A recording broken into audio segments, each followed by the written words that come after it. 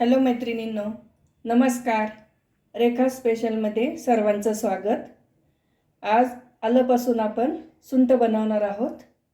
तर यासाठी मी अर्धा किलो अद्रक घेतलेला आहे. हे मी स्वच्छ 2 पाण्याने धुवून घेतलेलं आहे. आता आपण या आल्यापासून सुंठ बनवणार आहोत.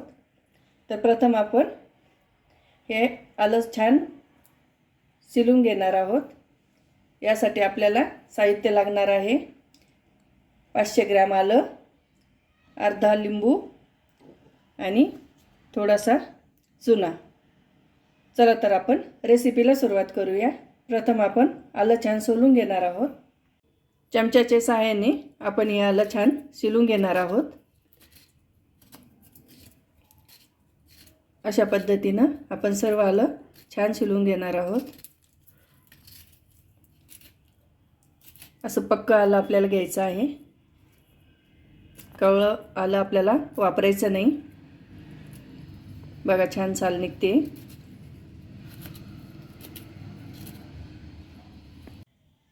आलं आपण हे छान शिलून घेतलेलं आहे. आता आपण स्वच्छ पाण्याने हे आलं धुवून घेणार आहोत. चला तर आता आपण हे आलं धुवून घेऊया. यामध्ये आपण अर्धा लिंबाचा रस घालणार आहोत. म्हणजे आपले आल्याला जी लागलेली माती वगैरे थोडंफार असतं तर ते निघून जाईल आणि आपलं आलं हे स्वच्छ तयार होणार आहे. अशा पद्धतीनं आपण हे आलं स्वच्छ धुवून घेणार आहोत. बघा किती छान स्वच्छ आलं तयार झालेलं आहे.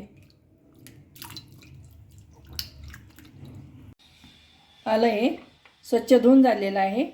हे आलं जरा जास्तच जाड आहे तर आपण याला छान कट मारून घेऊया. म्हणजे आपल्याला उन्हामध्ये सुकवायला वेळ लागणार नाही. जास्त जाड आलं हे लवकर सुकत नाही. तर अशा पद्धतीनं आपण हे कट करून घेऊया.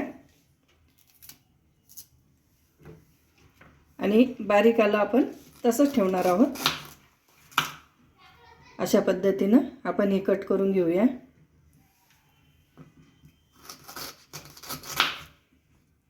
बघा छान पीस तयार झालेले आहे. आता इकडं आपण आल्याचे हे छान कट करून घेतलेले आहे. जे जाड आलं आहे त्यालाच आपण कट केलेलं आहे. आता इकडे कढईमध्ये पाणी घेतलेलं आहे. यामध्ये आपण चुना घालून घेणार आहोत. चुन्यामुळे हे टिकायला मदत होते. आपली सुंठ ही वर्षभर व्यवस्थित राहते. तर यासाठी आपण यामध्ये चुना घालून घेणार आहोत. माझ्याकडे ह्या छोट्या पुड्या आहे, ह्या मी 2 घालून घेतलेल्या आहे. हा चुना आपला खायचा चुना आहे.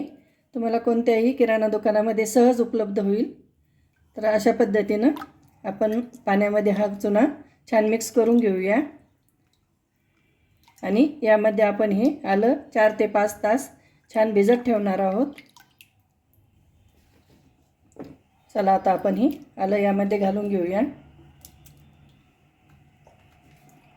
आणि हे आलं आपण 5 तास असंच ठेवून देणार आहोत.